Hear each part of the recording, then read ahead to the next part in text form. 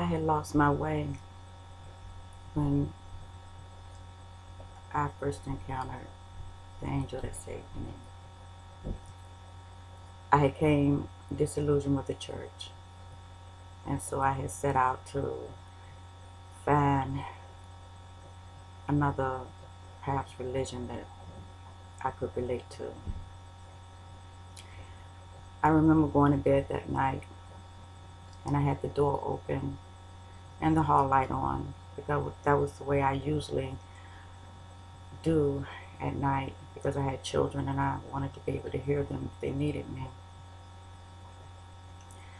But that night, when I woke up, I was in total darkness. The door was closed. There was no light from the hall. And something was in my room. Something evil. I could tell.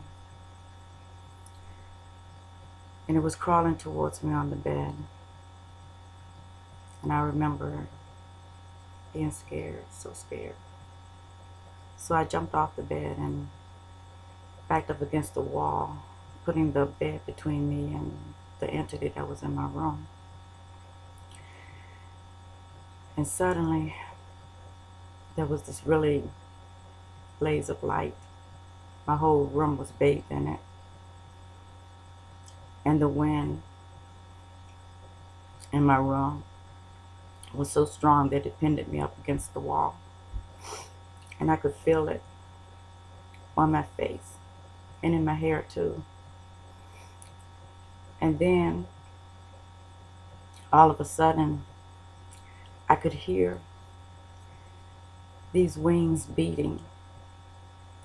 And it was magnified like 10,000.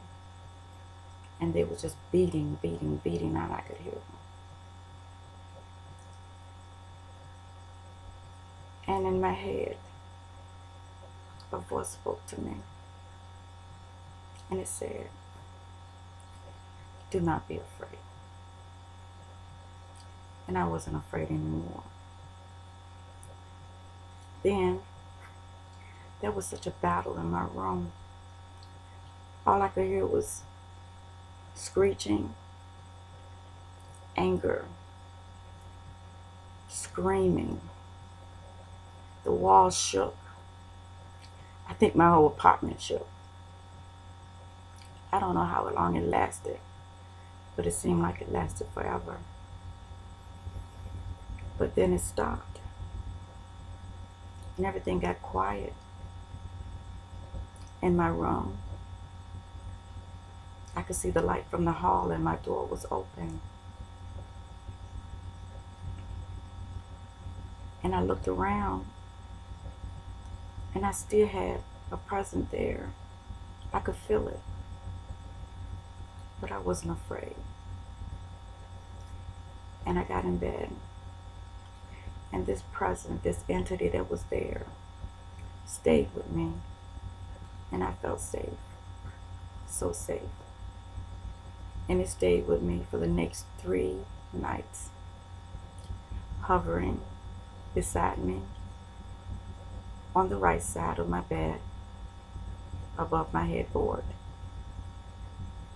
And that was the first genuine encounter that I've ever had with an angel, because he saved me. He saved me, and he saved my soul. So I'm just here to tell you that angels do exist.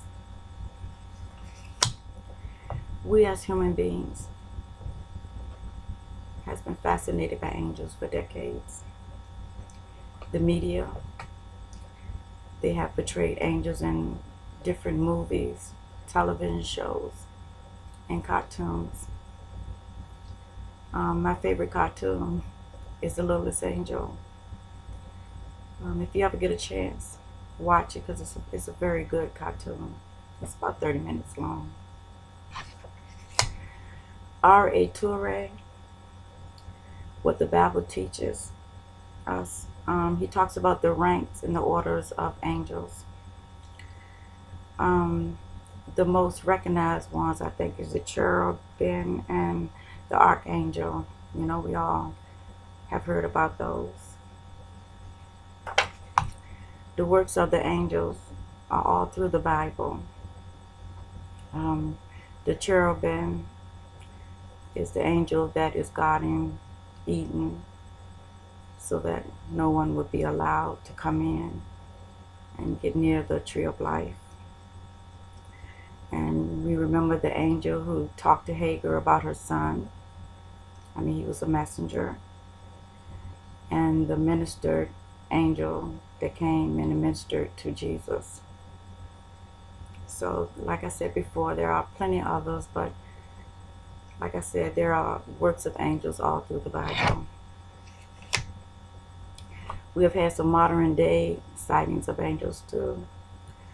In 1985, a cosmonaut was in space, and he said that he encountered this huge orange light and these 7 angels that was bathed in it.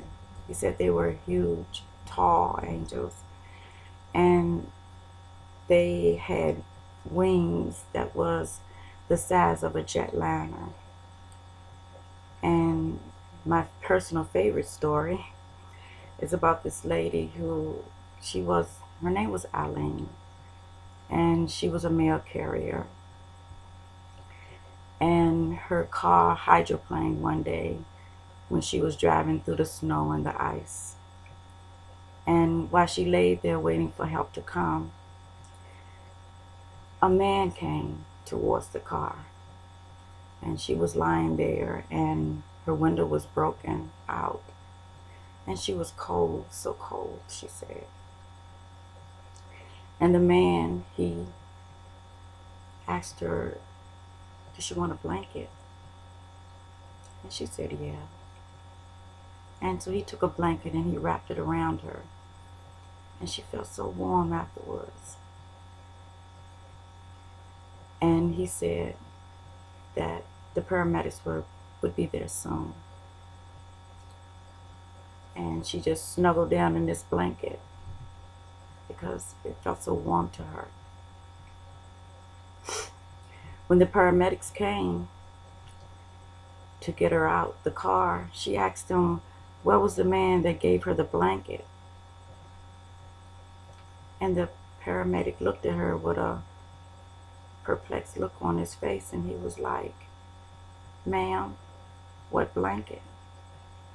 And when she looked down, there was no blanket. The blanket was never found again.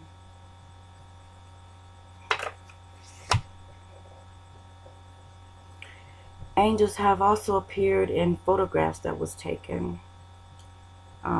There was a photograph of a man that was having a heart attack, and you could see an angel hovering around him. There was also a car crash, and you could see the angel there at the car crash on the side. And a man was about to have surgery the next day, major surgery, and you could see there was also an angel hovering around him also.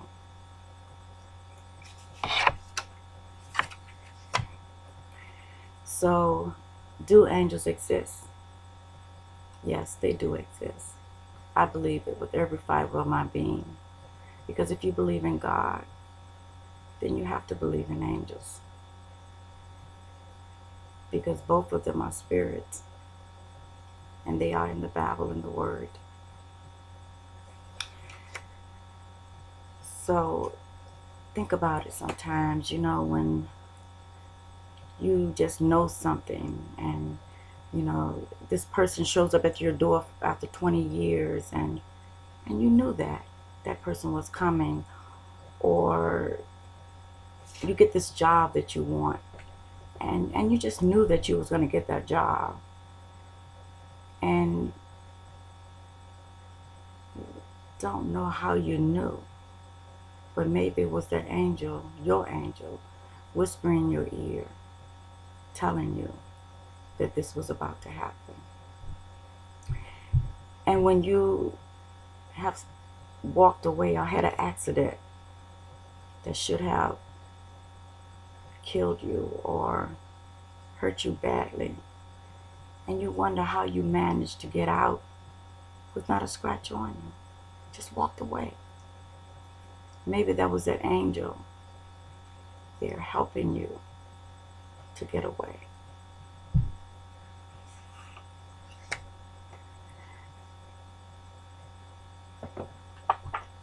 I know that what happened in my room that day was a result of God sending an angel to battle for my soul. There's no doubt in my mind. Angels do exist.